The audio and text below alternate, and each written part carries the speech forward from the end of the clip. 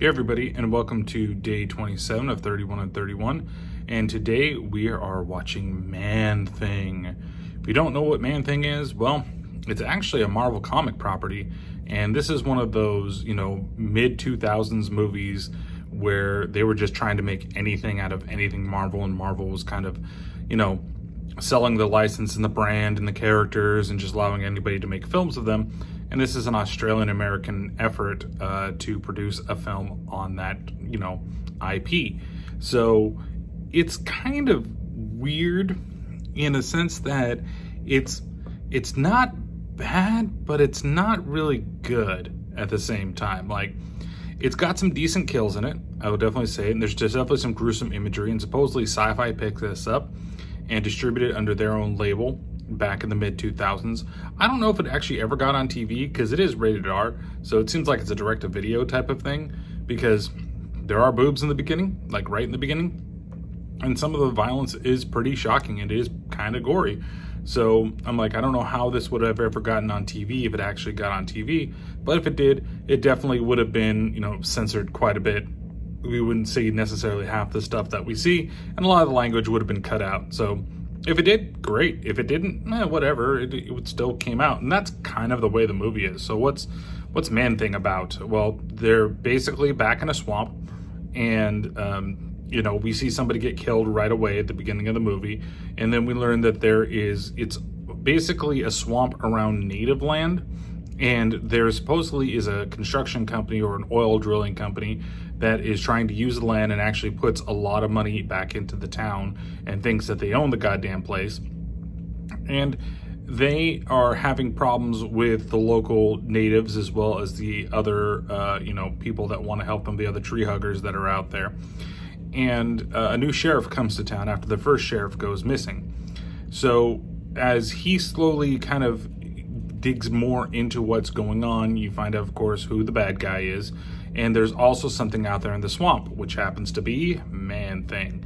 I will say that the costume for Man-Thing looks great. It looks great for the time. It's a mixture of practical effects plus CG, just basically added to it for a lot of the tentacles and stuff like that. But the practical effect is really good. The makeup is really, really good for it.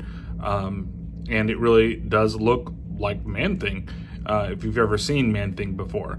This is kind of one of those weird monster movies where, like, it doesn't necessarily have to be, because I always think of Man-Thing as more of a hero than anything else. I don't really think of him as like a creature, and they kind of change what he is a little bit. Like, it's still very similar. Like, he's still got his powers from the swamp, and he has all these things, but he's just a creature feature. He's not actually, like, I was kind of hoping it was going to be like a Swamp Thing type of thing, right? Where you have Swamp Thing, who is a person, and transformed into Swamp Thing, and is still a hero, maybe a little bit of an anti-hero in some regards. And I kind of thought that maybe they were going to do that like this was a creature and he was killing, only the people that wronged him, and which kind of is what it is, but it's not really, because it's more like he doesn't know who he is, and so he's just kind of killing everybody that comes in the swamp. Like, he's the swamp creature Victor Crowley. He's just not looking for his daddy, and there's a little bit of a twist when you find out exactly how Man-Thing was made.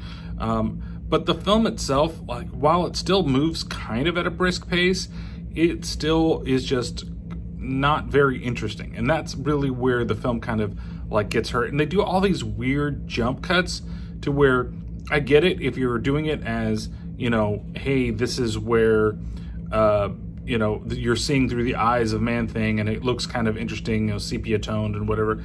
That's fine. But there's just this weird, like, shaky camera, like, cut and then zoom in and then cut out.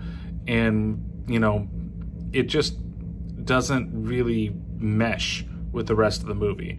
Also, the acting's okay. There's a forced love story. It just seems like whenever they do these, like, comic book movies, especially in the mid-2000s and early 2000s, like, these love stories that don't necessarily need to exist, and they just put them in there. Like, if they're not necessarily specific to the characters. And this thing if it was completely based around Man-Thing, that would be one thing. You don't have to, I don't think, add the sheriff and add his love interest and do all that stuff. It could just be a cool creature revenge flick.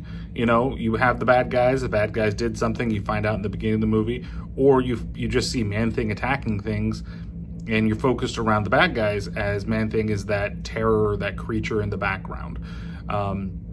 And then you find out what exactly happened with Man-Thing. You know, you see him once, and then all of a sudden you're following him for the rest of the movie. Yeah, I feel like you could have done something like that, and then, you know, you could change it into there. There's some decent things that go on in terms of the horror aspects of this movie, and I applaud them for trying something different and not completely changing the character, but changing it just enough to fit what they want to do.